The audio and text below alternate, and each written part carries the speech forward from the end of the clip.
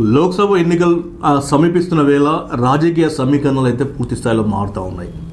దాదాపుగా గెలిపే లక్ష్యంగా మూడు పార్టీలు ఏదైతే ఉన్నాయో అధికారం చేపట్టిన కాంగ్రెస్ పార్టీ, తర్వాత అధికారం కోల్పోయినటువంటి బీఆర్ఎస్ పార్టీ, ఎలాగైనా సరే తెలంగాణలో మెజారిటీ సీట్లు గెలిచి కేంద్రంలో చేపట్టబోయే అధికారంలో కీలక పాత్ర పోషించాలని అటు బీజేపీ, మూడు పార్టీలు కూడా తమ అభ్యర్థులను ఎంపిక చేసే విధానంలో పూర్తి స్థాయిలో ఆచితూచి అడుగువేస్తున్నా చెప్పుకోవచ్చు. సో అటువంటి క్రమంలో ఇప్పుడు మనకు ఒక బ్రేకింగ్ న్యూస్ అవుతా ఉంది. ఈ సంబంధించినటువంటి మహబూబాబాద్ మాజీ ఎంపీ ఆజ్మీరా సీతారాం నాయక్ సంబంధించి ఒక బ్రేకింగ్ న్యూస్ అవుతా ఉంది. ఎవరైతే కేంద్ర మంత్రి కిషన్ రెడ్డి ఉన్నారో వరంగల్ జిల్లా పర్యటనలో ఉన్నారు సో వారు ఇప్పుడు హనంకొండలోని సీతారాం నాయక్ నివాసానికి చేరుకోబోతున్నారు.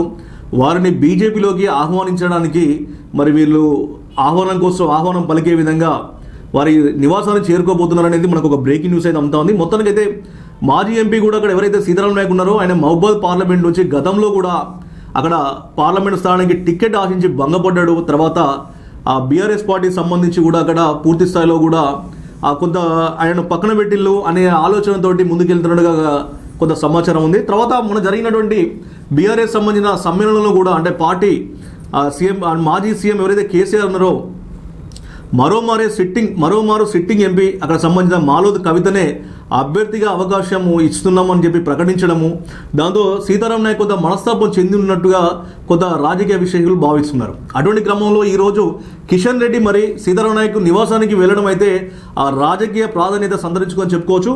మొత్తానికైతే ఆ సీతారాం నాయక్ను అవసరమైతే బీజేపీ పార్టీలోకి తీసుకొచ్చి మరి బరిలో దించే అవకాశం కూడా ఉంది ఆ మహబూబాబాద్ పార్లమెంట్ స్థానం నుంచి అని కూడా కొంత రాజకీయ విశ్లేషకులు అయితే భావిస్తున్నారు.